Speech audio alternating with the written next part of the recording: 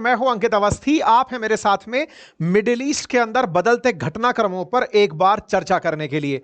Middle east में इस समय ईरान की तरफ से खैमनेई का यह ऐलान कि अब यह संघर्ष नहीं जंग होगा, इसके बाद से इजराइल और ईरान के बीच की तल्खियों को वर्ल्ड मीडिया और गहराई से लेने लगा है। ऐसे में आज के सेशन में हम चर्चा करने वाले हैं कि क्या वाकई में ईरान के द्वारा इजराइल पर जंग का ऐलान स्थितियों को इतना बदल देगा कि मिडिल ईस्ट में अमेरिका की एंट्री अवश्य संभावी हो जाएगी। इसलिए यह मामला थोड़ा ही इंटरेस्टिंग मोड पर चला गया है। खैमनेई का मैसेज आता है और कहते हैं द बैटल बिगिंस, अब मेरी तरफ से भी युद्ध शुरू है। इंटरेस्टिंग जो हमला था वो था ईरान ने इजराइल में जो खुफिया एजेंसी मोसाद है उसके हेडक्वार्टर को ही आग लगा दी। और हाँ, चैनल को सब्सक्राइब कर लेना यार, क्योंकि जब आप आते हो या मैं आता हूं, दोनों को ही एक दूसरे के बारे में पता चल जाता है। आपकी संख्या दिख जाती है और मेरे आने पर आपको मैसेज मिल जाता है। सारी अपडेटेड जानकारियां यहां पर साझा करने का प्रयास कर रहा हूं। जैसा आप जानते हैं कि ईरान इजराइल के बीच में हालात ठीक नहीं है।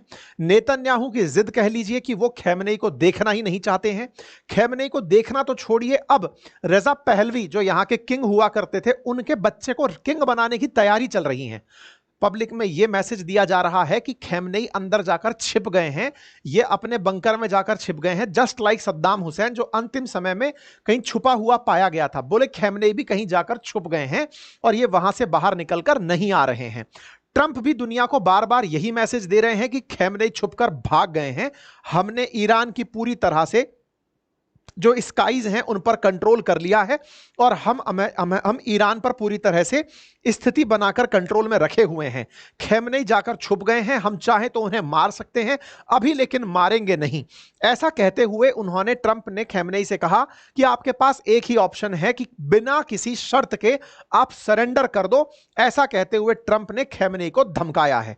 खैमनेई ने कहा कि यार ये तो एक तरफा चल रहा है, मुझे धमकाया जा रहा है कि सरेंडर कर दो, सरेंडर कर दो। खैमनेई का मैसेज आता है और कहते हैं द बैटल बिगिंस, अब मेरी तरफ से भी युद्ध शुरू है। अगर अब तक आपको लग रहा था कि मैं संघर्ष में हूं, 2 गोली तुमने मारी 2 गोली मैंने मार ली, बात बराबर हो जाएगी, लेकिन तुम लोग मान नहीं रहे हो। तुमने डिक्लेयर ही कर दिया कि मैं जाकर छुप गया हूं, तो लो मैं अब आपको बताता हूं कि मैं युद्ध में इन्वॉल्व हूं।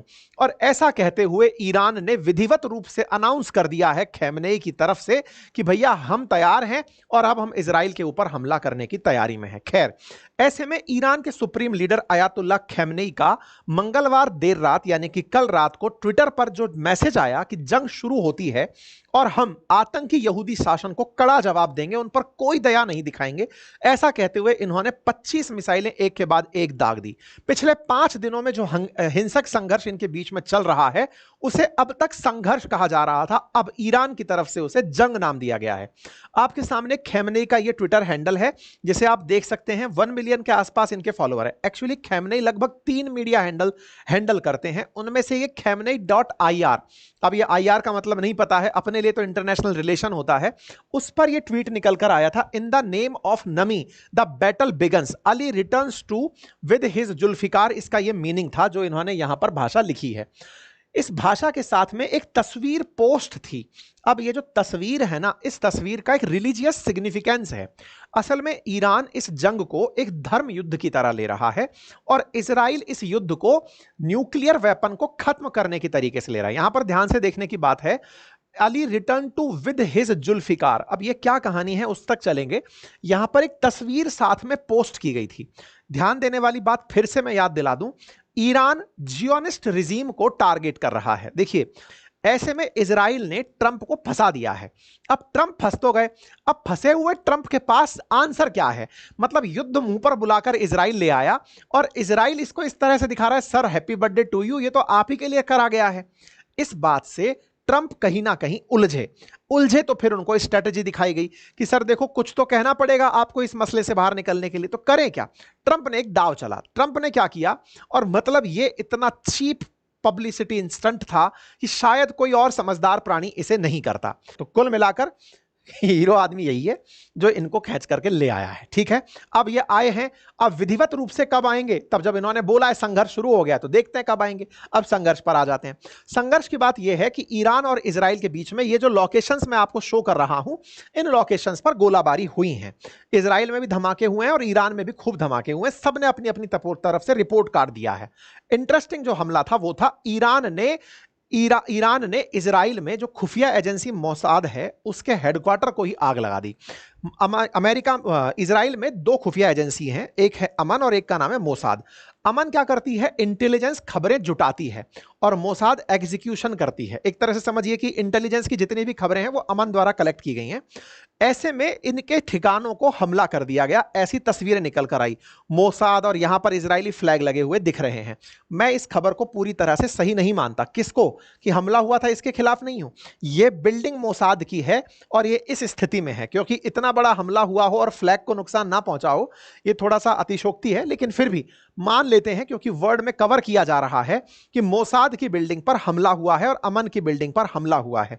तस्वीरें निकल कर आती हैं कि मोसाद और अमन की बिल्डिंग पर हमले हुए हैं। बकायदा कुछ मीडिया रिपोर्ट्स बताती हैं इतनी दूर से कि वहां मोसाद का हेडक्वार्टर था, वहां हमला हुआ है। इस तरह के वीडियोस बाहर निकल कर आते हैं कि देखिए मोसाद और अमन के हेडक्वार्टर्स पर हमले हुए हैं। ये ब्रिक्स न्यूज की कटिंग है जहां यह दिखाया जा रहा है कि देखिए यहां पर हमला हुआ है।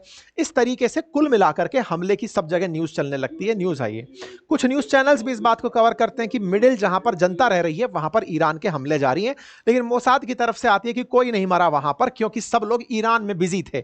मोसाद के एजेंट इस समय ईरान में काम कर रहे हैं। एनीवे, अब इजराइल की बारी। इजराइल बकायदा वीडियो बनाकर दिखाता है, देखो ये सेंटर है, अब हम इसको उड़ाएंगे। तुम्हारे यहां पर मिसाइलें रखी थी, उड़ा दिया। ऐसे इजराइल दिखाता है, देखो ये तुम्हारा एक और सेंटर था, उड़ा दिया। मतलब बकायदा ये वीडियो बना बनाकर लाइव दिखा रहे हैं कि देखो हमने क्या मारा। ये हमारी एयरफोर्स है, इजराइल एयरफोर्स बढ़िया उड़कर जा रही है, तैयार हो रही है, जाएगी, गोला मारकर वापस आएगी। सब लोग अपना अपना काम में लगे हैं। अब इसमें एक इंटरेस्टिंग अपडेट आता है। इंटरेस्टिंग अपडेट क्या आता है?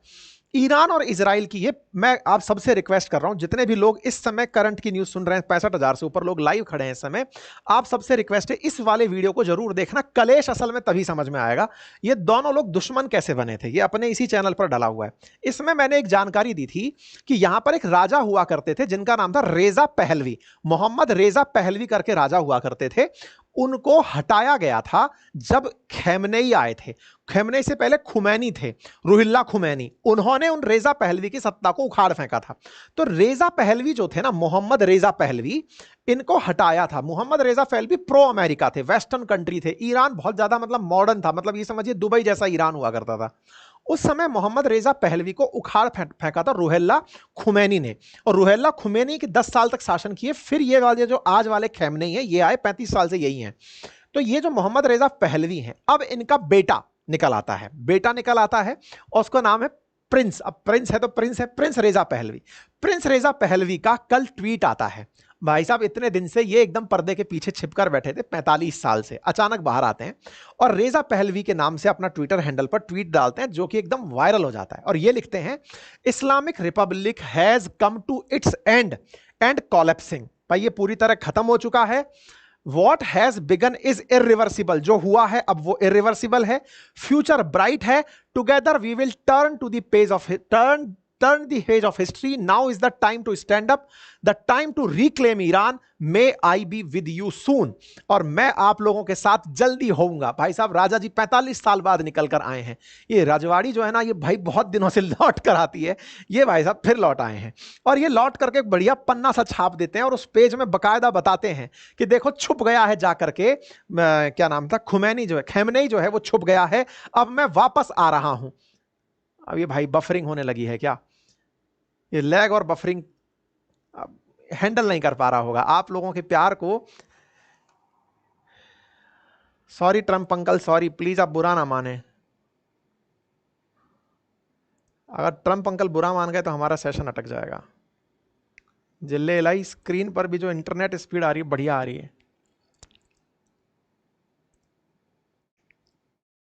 क्या करें, खत्म करने का समय आ गया है, सेशन को करते हैं। झिल्लेबाजी से वो हमको वीजा नहीं देंगे तो झेल लिया जाएगा, लोड नहीं है। एनीवे, तो फिलहाल के लिए रेजा पहलवी बाहर निकल कर आ गए हैं और बाहर निकलकर उन्होंने अपनी तरफ से क्लेम कर दिया है। और क्या क्लेम कर दिया है कि हम जो है वापस आ रहे हैं, हमारा स्वागत नहीं करिएगा। तो ऐसा मिलाकर के कुल मिलाकर ईरान के अंदर अब सत्ता परिवर्तन की बयार चलाई जा रही है। कहा जा रहा है कि खैमनेई हट जाएंगे, प्रिंस आएंगे, नई सत्ता बनेगी, सरकार बढ़िया से चलेगी। कुल मिलाकर के सेशन खत्म करने का वक्त आ गया, मुझे ऐसा लग रहा है, क्योंकि अटकता हुआ सेशन जो है वो मेरे प्यारे मित्रों को पसंद नहीं आ रहा होगा। हाँ भाई, आया क्या? आ गया हो तो देख लेना यार। हाँ, सब ठीक हुआ, चलिए ठीक है, वो बीच में आया होगा, जिल्ले लाई नाराज हो गए। एनीवे, फिलहाल के लिए इतना ही, करते हैं सेशन को खत्म सकते। और हाँ, चैनल को सब्सक्राइब कर लेना यार, क्योंकि जब आप आते हो या मैं आता हूँ, दोनों को ही एक दूसरे के बारे में पता चल जाता है। आपकी संख्या दिख जाती है और मेरे आने पर आपको मैसेज मिल जाता है। Thank you so much.